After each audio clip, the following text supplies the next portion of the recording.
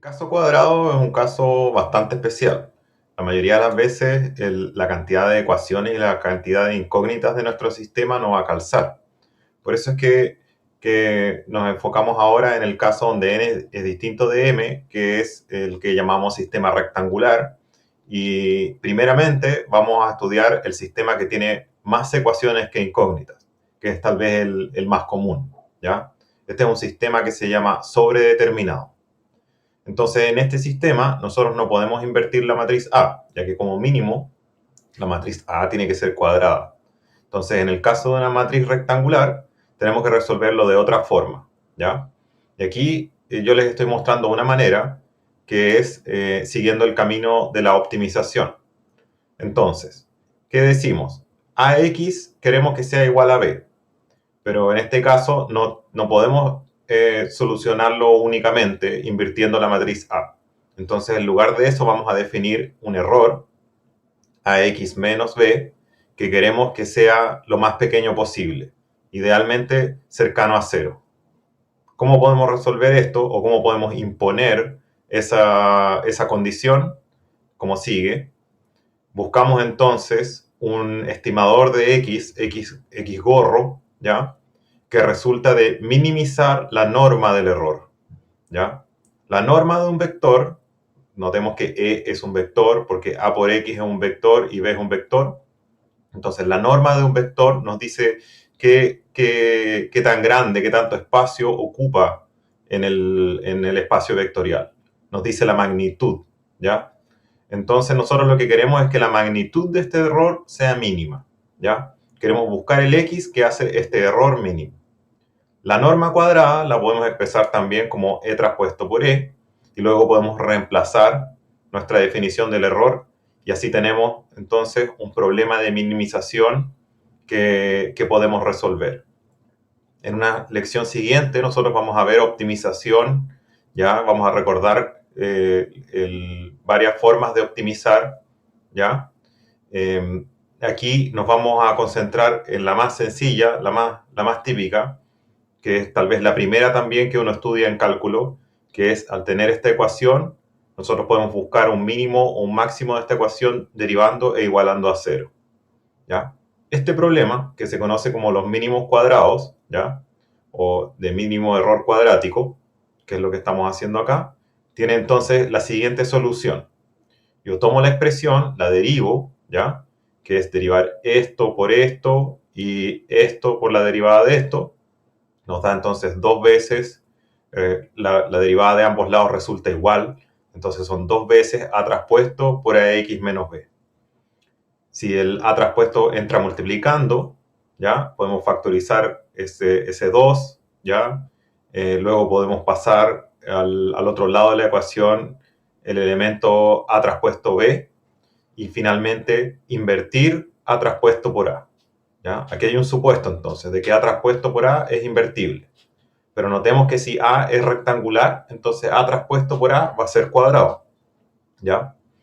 Entonces, al menos tiene la condición mínima para que sea invertible. Luego tendríamos que revisar si A traspuesto por A es no singular, ya, por ejemplo, estudiando su determinante o su rango. Y esta expresión, A traspuesto por A a la menos 1 por A traspuesto, que yo aquí denoté como A espada, es lo que se conoce como la pseudo inversa. ¿Ya? Este es un resultado bien conocido. La pseudo inversa se puede calcular en NumPy con np.linal.pim, ¿ya? Entonces, esto puede calcular la pseudo inversa de una matriz A, un arreglo multidimensional que no tiene por qué ser cuadrado. Al igual como vimos anteriormente, tenemos im para calcular la inversa, pero también tenemos solve si lo que queremos es x sin necesidad de calcular la inversa. También vimos que eso es un poco más eficiente. En este caso hay una función equivalente a solve, ¿ya? Que es lstsq, que viene de least squares o mínimos cuadrados, que es el problema que estamos resolviendo. Entonces least squares recibe una matriz rectangular, un vector de largo n, ¿ya? Y un número flotante pequeño, que es una cota para los valores singulares, ¿ya? Esto entonces sirve para mejorar la estabilidad. ¿Ya? Mientras más grande sea este número, entonces vamos a tener una solución que es menos precisa, pero más robusta, más fácil de invertir. ¿Ya? Entonces, least squares lo que nos da es una tupla que tiene x, el resultado del error cuadrático, ¿ya? El rango de A y los valores singulares de A. Estos dos son por si quisiéramos, por ejemplo, revisar, inspeccionar porque esto puede retornar un error, por supuesto. Entonces, podríamos revisar si es un problema de rango o un problema de valores singulares. ¿Ya? En general, el que más nos va a interesar, por supuesto, es el primero, X.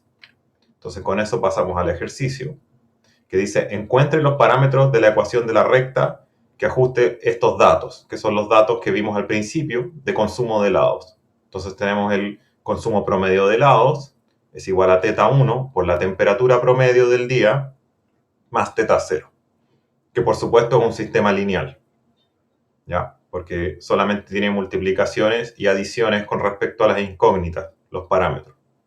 ¿Cuántos parámetros tiene? 2, θ1 y θ0. ¿Y cuántas ecuaciones tiene?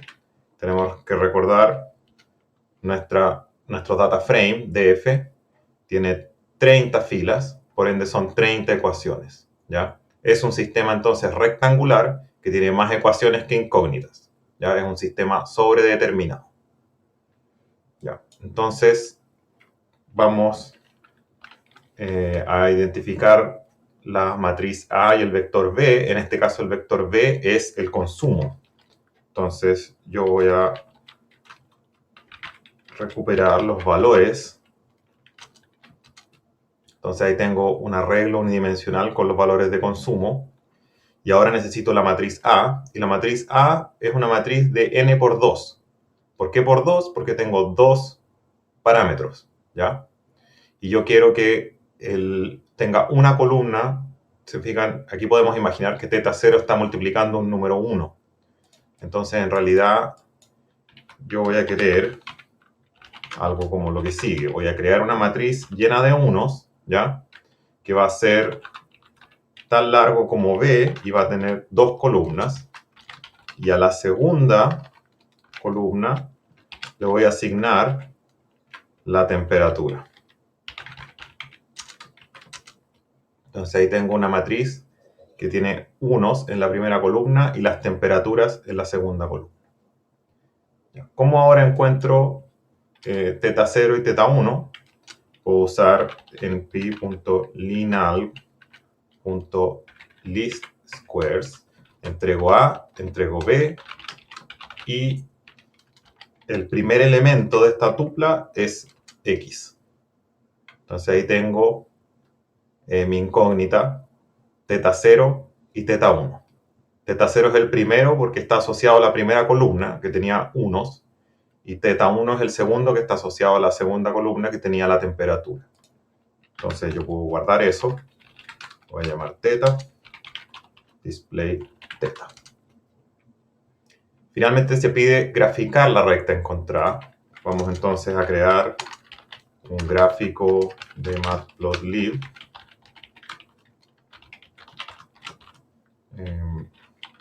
Estoy simplemente preparando un contenedor para mi gráfico. Lo primero que voy a hacer es graficar, hacer un scatter plot, una nube de puntos de la temperatura temp por el consumo. Y a eso lo voy a llamar label datos. Ya, esos son mis datos entonces. Ahora también quiero graficar mi modelo. Entonces, para graficar mi modelo, primero necesito un vector de temperaturas que voy a llamar tplot, linspace, que va a ir entre la mínima temperatura y la máxima temperatura. Entonces, va entre el mínimo y el máximo de la segunda columna de A. y tiene 100 componentes. Y para dibujarlo es muy sencillo. En el eje X pongo las temperaturas y en el eje Y pongo teta 0 más teta 1 por tplot. Le voy a poner un color negro, un ancho de línea 2 y una etiqueta que se va a llamar modelo. Entonces voy a mi gráfico y puedo ver, ya viendo los datos se nota que hay una tendencia, hay una proporcionalidad, ¿ya? A medida que aumenta la temperatura, se ve un aumento del consumo. Esto se ve reflejado en nuestro modelo porque es una línea con pendiente positiva. De hecho, la pendiente es bastante pequeña, 0,003, pero es positiva, es claramente ascendente. ¿Ya? Eso. Nos vemos en la próxima lección.